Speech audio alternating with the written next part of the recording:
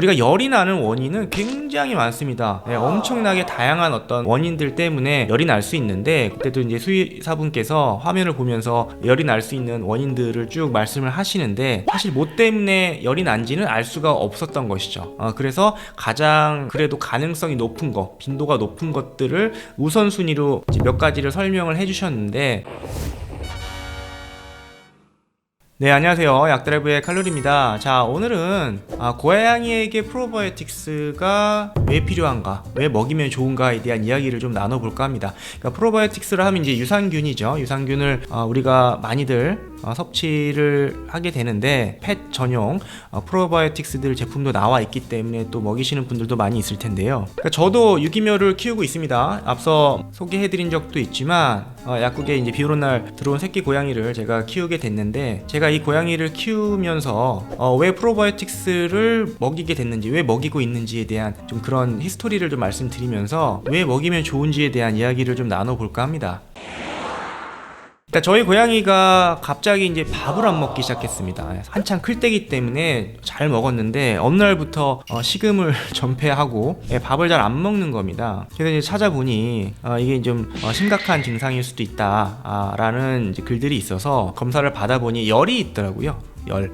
보통 고양이들은 사람보다 한 1도 정도 좀 높다고 하더라고요. 그때 이제 온도를 재봤더니 한 38.5도, 거의 39도 정도로 굉장히 고열이 있었습니다. 그래서 아마 밥을 안 먹었던 것 같습니다. 우리도 고열이 나면 기운도 없고, 그쵸, 밥맛도 없고 그러지 않습니까? 비슷하게 고양이도 고열이 나면 굉장히 처져 있고 잘 움직이지 않고 밥도 잘 안 먹고 기운도 없어 보이는 그런 현상이 나타났던 것이죠. 자, 근데 우리가 열이 나는 원인은 굉장히 많습니다. 엄청나게 다양한 어떤 원인들 때문에 열이 날 수 있는데, 고양이의 경우도 열이 나는 원인들이 굉장히 많았던 것이죠. 그래서 그때도 이제 수의사분께서 화면을 보면서 열이 날 수 있는 원인들을 쭉 말씀을 하시는데, 사실 뭐 때문에 열이 난지는 알 수가 없었던 것이죠. 그래서 가장 그래도 가능성이 높은 것, 빈도가 높은 것들을 우선순위로 이제 몇 가지를 설명을 해주셨는데, 그때 수의사분께서 가장 의심을 하셨던 것이 이제 복막염이었습니다. 복막염. 그러니까 우리가 열이 난다는 거는 감염이 됐거나, 그쵸, 어떤 바이러스나 뭐 세균 감염이 생기면은 우리 몸에 어떤 면역 작용으로 인해서 열이 날 수가 있죠. 그리고 염증이 생기면, 우리 몸에 염증이 생기게 되면 염증의 그 염자가 불화자가 두 개나 있지 않습니까? 그러니까 그런 것처럼 열이 막 이렇게 나는 증상이 염증인데, 염증으로 인해서 열이 날 수가 있다는 거죠. 그리고 염증 또한 어떤 감염으로 인해서 발생을 할 수도 있고, 어떤 몸에 어떤 스트레스나 여러 가지 몸 상태에 따라서 염증이 또 발생을 할 수도 있죠.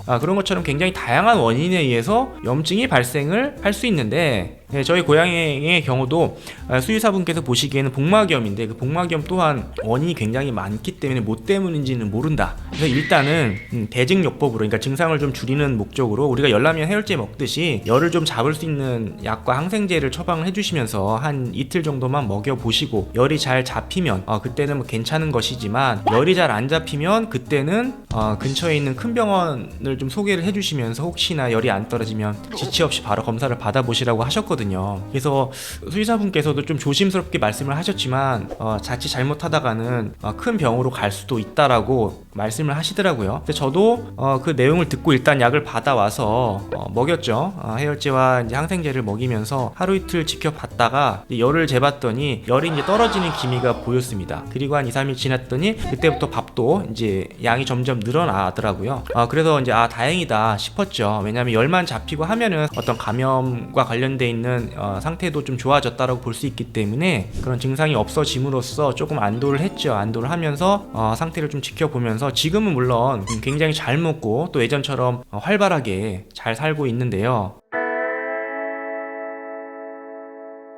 자, 이런 제가 어떤 경험을 하면서 느꼈던 것이, 이 동물, 고양이나 이런 강아지나 이런 동물들의 경우 어떤 감염에 의해서 좀 취약해질 수 있고, 그런 감염에 의해서 빨리빨리 적극적으로 대처하는 게 좀 어려울 수도 있고요. 또 의약품이나 이런 선택지도 조금 적고요. 또한 고양이나 강아지들이 뭐 아프다고 바로 말을 하거나 그러진 않지 않습니까? 그렇기 때문에 좀 더 항상 면밀히 살펴봐야 되는 건데, 자, 이런 원인들 때문에 고양이들이나 강아지들이 평소에 어떤 면역력을 잘 관리할 필요가 있겠구나. 외부로부터의 어떤 바이러스나 세균이나 또 염증이나 이런 관리를 평소에 좀 잘 할 수 있다면 충분히 예방을 할 수가 있을 것이고, 병이 왔다 하더라도 좀 마일드하게 지나갈 수 있겠구나, 그런 생각을 했습니다. 그래서 제가 그때 이후로 계속해서 이제 유산균을 먹이고 있는데, 유산균을 먹인다라는 게 그런 의미에서 이건 좀 필요하겠구나. 그러니까 저는 뭐 영양제라는 게 무조건 꼭 먹어야 된다라고 생각하지는 않거든요. 어떤 상태에 따라서 선택을 하면 된다라고 생각을 했지만, 이런 이제 고양이나 강아지에 있어서는 좀 꼭 먹을 필요가 있겠구나. 한번 제가 경험을 해보니까 이런 유산균들은 좀 평소에 먹게 해주는 것이 굉장히 여러모로 되게 좋겠구나라는 생각을 그때부터 하게 됐습니다. 그래서 지금도 계속 먹이고 있는데요. 그래서 앞으로도 계속 이런 프로바이오틱스들은, 유산균들은 좀 챙겨 먹일 생각입니다. 그래서 오늘은 제가 겪었던 경험을 통해서 고양이들이나 이제 강아지들이 프로바이오틱스 유산균들의 섭취는 꼭 좀 필요할 수 있겠구나라는 생각을 제가 하게 됐고요. 여러 가지 어떤 감염에 대한 어떤 환경에 대해서 좀 취약할 수도 있고, 또 거기에 쓸 수 있는 어떤 약들이라든지 치료에 있어서도 사람보다는 그런 여러 가지 시스템이나 의약품들이 선택지가 좀 적고, 또 바로바로 증상을 대처할 수 있는 그런 상황도 아니다 보니까 평소에 어떤 그런 감염과 염증 이런 관리를 하는 것이 되게 중요하겠구나. 그러기 위해서는 이런 유산균 섭취가 가장 저렴하고 쉽고 편할 수 있겠구나. 우리가 사료나 이런데 같이 그냥 배 앞에서 주면 되는 거지 않습니까? 굳이 뭐 이걸 매일 챙겨 먹일 필요도 없고요. 그렇죠? 요즘 뭐 제품들이 워낙 다양하게 잘 나오기 때문에 이런 제품들을 적당한 걸 선택하셔서 먹이시면 된다는 겁니다. 그럼으로써 우리 소중한 그 반려묘와 반려견들이 좀 더 건강하게 살 수 있게, 질병으로부터 조금 예방할 수 있게 도와줄 수 있는 되게 좋은 방법이기 때문에 여러분들께도 좀 소개를 좀 해드리고 싶었습니다. 그래서 우리가 사람도 유산균들 많이 드시죠. 여러분들 프로바이오틱스 아마 많이 사서 드시라고 생각이 드는데요. 여러분들 만약에 고양이나 강아지 키우시면은 펫 전용 프로바이오틱스들도 구매하셔서 그렇게 비싸지 않으니까 보호자분들과 여러분들과 반려묘 반려견들 같이 온 가족 다 드시지 않습니까 보통? 그런 것처럼 좀 신경을 써주신다면 훨씬 더 좀 건강하게 여러분들과 지낼 수 있지 않을까라는 생각이 들었기 때문에 그런 내용을 공유를 해봤습니다. 감사합니다.